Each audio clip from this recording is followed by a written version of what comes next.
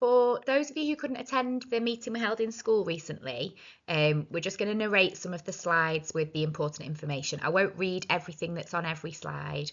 I'll just point out some important things that I think you need to know. But please do take the time to have a look through all of the slides and just make yourself familiar with all of the information.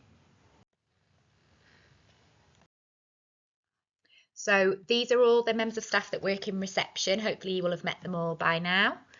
We've also got a couple of additional staff working in Miss Corr's class to support some children with additional need. As we mentioned in our meeting in July, our EYFS really recognises the importance of play. So whilst your child might come home saying all they've done that day is play, that's actually a good thing. But just please be rest assured that all of those play opportunities are carefully planned within our curriculum expectations. We like to plan around child's interests, so we really ask that you share those with us and share things that you've been up to at home and things they really like. That can really help us get them engaged in the learning. We use Dojo for most of our communication, so please make sure that you are connected to that, which I think most people are, and that you have your notifications switched on so that we can message back and forth. We really value both indoor and outdoor learning, and we are outside every day. In the morning and in the afternoon, it is a choice whether children want to choose outside, but during lunchtime play, it's not a choice, and all children do have to go outside. So just remember that when you are dressing them in the morning, to make sure they've got appropriate coats and things. In extreme weather, we may limit the time outside, but we still would go outside because it's important that children are experiencing those different weather patterns and understanding what's happening around the world and things. So just make sure they are equipped to be inside and outside every day. And we follow the statutory EYFS framework, which you can find out more information about on our website. So these are the 7 areas of learning within the frameworks. We've got personal, social, emotional, physical development, communication and language. They're the prime areas. So you can see a few examples of the types of things your children will be learning in those areas on the slide. And then the specific areas of understanding the world, expressive art and design, maths and literacy. So a typical day in reception, if you just have a look at this slide, it pretty much tells you what we're going to be getting up to. At the moment, our lunchtime is slightly extended just because it takes quite a while for the children to get through the ordering system, getting their food, getting to their chairs and getting them sat down and settled eating. So it is slightly longer at the moment, but as we move through the year, it will move more towards a 1 hour lunch with around half an hour in the dining room and half an hour outside. Our PE day will be a Friday. It will always be on a Friday. We will start PE, just kind of some small physical activities this week. However, we've got a couple of charity days coming up. We've got Jeans for Jeans this Friday and a Day of Peace next Friday, I think it is, which are Own Clothes Day. So we've set the date of Friday the 3rd of October, which will be the first day that reception children are expected to come to school in their PE kits. We no longer get changed at school, so children will spend the whole day in their PE kits. So please make sure, again, if it's a cold day, that perhaps they've got a hoodie and maybe some leggings or jogging bottoms to keep them warm. But it must be a school PE kit, so plain white t-shirt, plain navy or black leggings or joggers, nothing branded, nothing really bright and colourful. It is still part of our school uniform. And they still will go outside, so please make sure they've still got a coat. On a Friday morning as well, we have what we call our rotation, which is where we cover different things like RE and music. Sometimes it might be science, some weeks it might be computing, but all of those take place on a Friday morning alongside PE. So Fridays are usually very popular in reception. Hi, it's Mrs. Ingleson here, the phonics lead for Kings Road. I just wanted to quickly talk a little bit about phonics in reception. It's vital for your children. We do it every single day. It doesn't matter if we have sports day, it doesn't matter if there's a school trip. We will do phonics no matter what. And we will also start phonics very quickly at 9:05 in the morning. So please make sure your child is in school no later than 9 o'clock. We open our doors at 8:45, so as early as possible, because we do start phonics.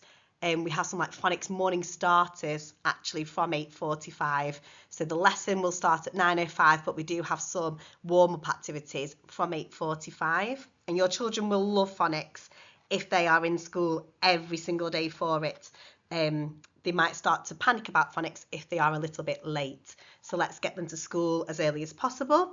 They will start to bring home their daily home learning sheets pretty much every single day whenever they learn a new sound. This is for them to do independently. You can encourage them to say the sounds on the sheet, but it's for them to have a go at saying them sounds themselves and having a go at holding their pencil correctly and writing the sounds that they've just been taught that day. As you can see here, we are in the process of setting up an at-home login for the children. Don't worry about this too much for now. We will be doing another phonics workshop for parents to attend in the next couple of months. So we will really encourage you to come to that in order for you to help your child as much as possible.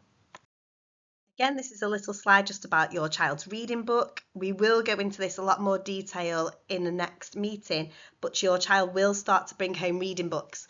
This week, every single child will get a Reading for Pleasure book. It will have a little love heart on the front of it. That's a reading book for you to share with your child. Your child will not be able to read that book themselves. They might be able to have a little go at some words in, but it's for you to share the book with your child, talk about what you can see in the book, and just enjoy reading with your child. As they learn more sounds, they will then bring home what we call a Rhino Reader's book. It will have a levelled sticker on it, so it might be 2A, 2B. That is for your child to read independently. It will only contain sounds that they have been taught in school. So they should recognise all those sounds and they should be able to have a real go at blending those sounds together to make words. Within your child's reading record wallet, there will be a book for you to write in yourselves, just to sign to say you've listened to your child read, you've shared a book with your child. We will reward children with dojo points for anyone who's read at home. So hopefully lots of your children will be encouraged to read at home this year. We follow the White Rose Maths scheme at Kings Road. You may have children further up the school. We follow it all the way up to year 6, so it's really consistent all the way from us in reception. Just a couple of things to note about that is that in a couple of years ago they changed our curriculum slightly, and maths was one of the areas that got changed the most, really. And previously they used to, at the end of the year, we had to assess whether they could count to 20, count above 20, recognise numbers to 20, order numbers to 20, and now it's only 10. So it may seem easier, and you may come home, especially if your child's coming home talking about what they've done in maths at school, you might think it's very simple, but actually there is a reason for it. It goes much deeper. It gives the children a real depth of understanding about how the number system works, and not just what numbers look like and what their names are. Both myself and Mrs. Ingleson, when the curriculum first changed, we were of the same thinking, oh gosh, it's too easy, it's going a bit too slow. I'm worried that they're not going to have the math skills they need when ready for year 1, but they really do. It really gives them a deep understanding. So whilst it has appeared to get easier, it hasn't. And also we do still teach more than just numbers to 10. We do teach numbers to 20, and we look at numbers to 20 all the time. It's just what they're assessed on at the end of the year has slightly changed. At the end of the early years foundation stage, we have to complete the early years foundation stage profile, which is assessing against 17 areas of learning. So unlike the rest of the school, which is reading, writing and maths predominantly, we assess 17 areas, all of the 7 areas that I mentioned before, and different aspects within those. So at the end of the year, we will assess whether they are emerging towards those goals or whether they have achieved those goals, so they are expected. There is no exceeding or greater depth or anything like that in early years. And emerging can be deceptive, really, because some children might get emerging in an area because they are just not quite doing all of the things that are expected of them, whereas other children might get emerging because they're working significantly behind where they need to be, but it would still just say emerging. So Obviously, that's something that we would have a conversation with you about to explain exactly where your child is, but they will only get an emerging or an expected on the profile at the end of the year. A good level of development is something the government measure. It doesn't make a difference really internally to schools, but you may hear people talk about it. And it's just the GLD is if children achieve the first 12 goals, if they get expected in the first 12 goals, they are considered to have a good level of development. But again, it's not really something that makes much sense to people outside of school.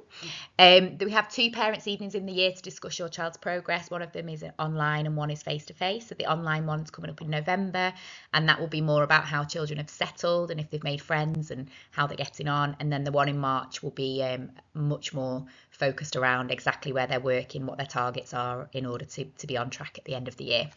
You'll also get an end-of-year report, which is very similar to our nursery reports. So it's kind of a letter to the child, but you'll also be informed as to what they've achieved in their 17 areas of learning. As I mentioned before, Dojo is how we communicate, and I think almost everybody's connected now, which is great. We did send out a message last week about connecting to your child's portfolio. A letter was given out with a QR code on it to help you access your child's portfolio. It's really important that you do that because that's actually usually where we set activities for children to do. So if there's things we need them to do at home or things that we need them to send in, evidence, photographs, things like that of stuff that they've done at home, it will always be on the portfolio. It won't necessarily be on the class story. So if you are struggling to access your child's portfolio, please just ask one of the members of staff. We have a reward system in school, which we've always used a similar reward system, but we've tweaked it slightly this year. So you'll notice a picture of the behaviour board there. All children start on the school badge every day. Every day is a new day. If they are doing really great things, especially at this time of the year, if they're helpful, if they're following our classroom rules, if they are coming into school happy, things like that, they might get moved up to the stars throughout the day. It's movable up and down both ways all throughout the day.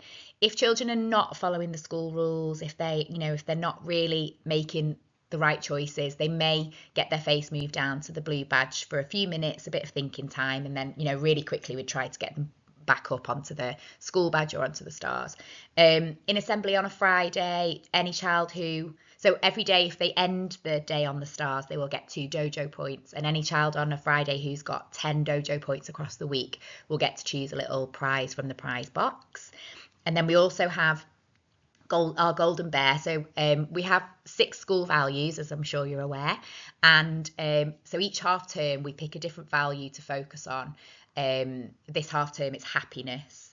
And we have decided that if we are noticing children displaying our school value throughout the week, then on a Friday, we will choose one of those children to be awarded the class golden bear to go home with them for the weekend as like a little treat. And he'll come with his own little book, and you can take pictures or draw pictures and write things about what they've got up to together at home. Children are really excited about it. We've introduced our bears already, so they're looking forward to it going home for the first time this weekend. Each half term will focus on a different value, but we'll let you know which one that is on Dojo. I'm not going to spend too long on these slides because I did do them in our meeting in July, but as always, attendance and punctuality is a huge priority for us at Kings Road, so please just make sure you are in every day, your child is in every day where possible and on time, and the same at home time, being picked up on time. Again, routine appointments and things like that should be taken outside of school time where possible. Always let the attendance officer know if your child's not going to be in school. It used to be that you could message teachers on Dojo as well, although Mr. Morgan has asked that is no longer the case, that you must contact Mrs. Fuller, the attendance officer. You can contact her through Dojo or on the phone. You can also let the teacher know out of courtesy. That would be great, but we don't always receive those messages in time to let the attendance officer know. So please make sure you've let the attendance officer know as well. Lunches. So all's been going well at lunchtime. Children seem happy. Most of them are eating quite well. Just a reminder that we're a healthy school. So if you are packing a packed lunch from home, just make sure that it has a savoury food in there, not too many treats. We do sometimes notice lots of chocolate bars and bags of sweets and big full-sized things. So it's okay for them to have a treat, but just one really, one or two.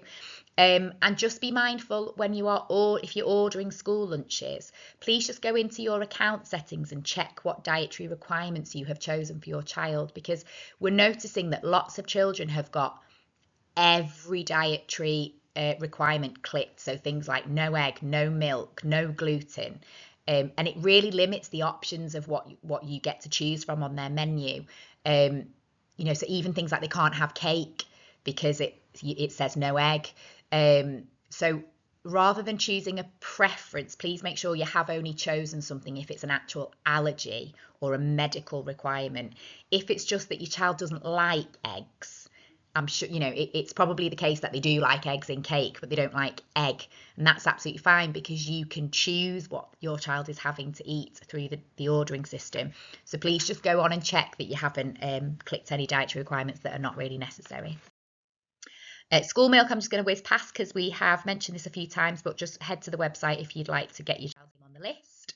Oops, I've gone too fast there. There's school snacks in school every day, so children don't need to bring them from home. I think Miss Wrigley sent a message out on Dojo about Pupil Premium. So just have a read of her message and see if that applies to you. Again, a reminder about dressing appropriately for the weather, and make sure you've declared any allergies or medical needs to your class teacher. And there's just a few slides now about extra services in school. So there's wraparound care. You can have a look at that, the details on the slide. You should know by now who our admin team are, but they're always available should you require any support with anything. We've got our special educational needs coordinator, Miss Barlow. I'll let you have a little read of the slide yourself, but she is contactable on Dojo. If you've got any concerns, you can speak to your class teacher or you can contact her directly. And the same for our pastoral lead, Mrs. Whiteside. She has a school mobile phone number, which is there on the slide, but you can also contact her through the school office. And that's it. If you have any questions, please just speak to your child's class teacher. Thank you.